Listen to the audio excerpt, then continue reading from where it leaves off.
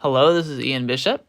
Welcome back to my second week of my game journal for my progress log of my final project of Brethren Forsaken.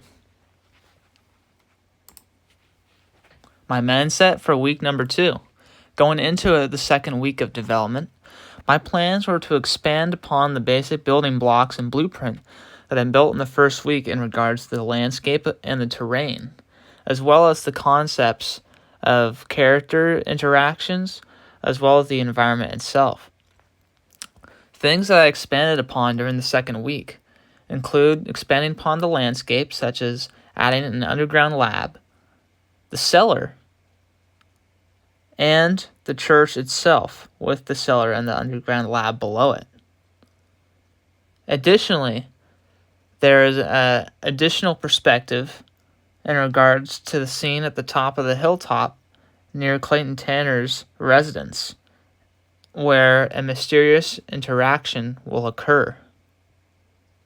Additionally, I have expanded upon the building blocks of the saloon and have tweaked some of the model designs. Going to the second week of development, my main goals were to prioritize the mental and physical development of the environment as well as the different areas of the map itself.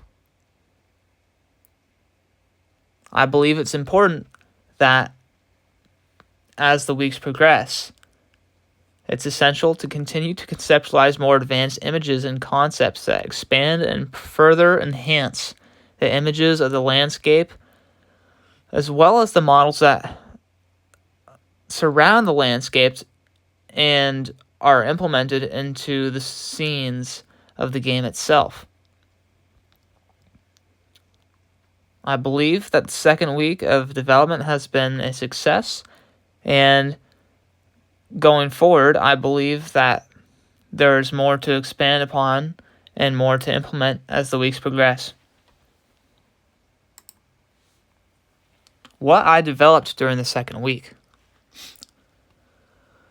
During the second week of development, I improved upon the already existing landscape by adding new features and ideas, such as the cellar under the church, as well as the already existing concept now drawn visually of the lab samples, as well as the mutant creature that is connected to experimental wires and chained in the cellar under the church.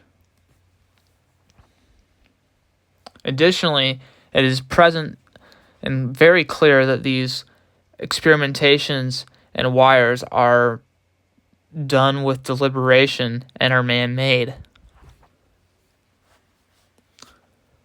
On the image in the top right, there is a fateful encounter that is displayed between two mysterious figures, one with glasses and one whose face is covered by the droop of a western hat. Both of these characters, as well as the environment of the two houses, with the hillside representing the higher vantage point of one house over the other, which depicts the valley floor as well as the mountains in the background.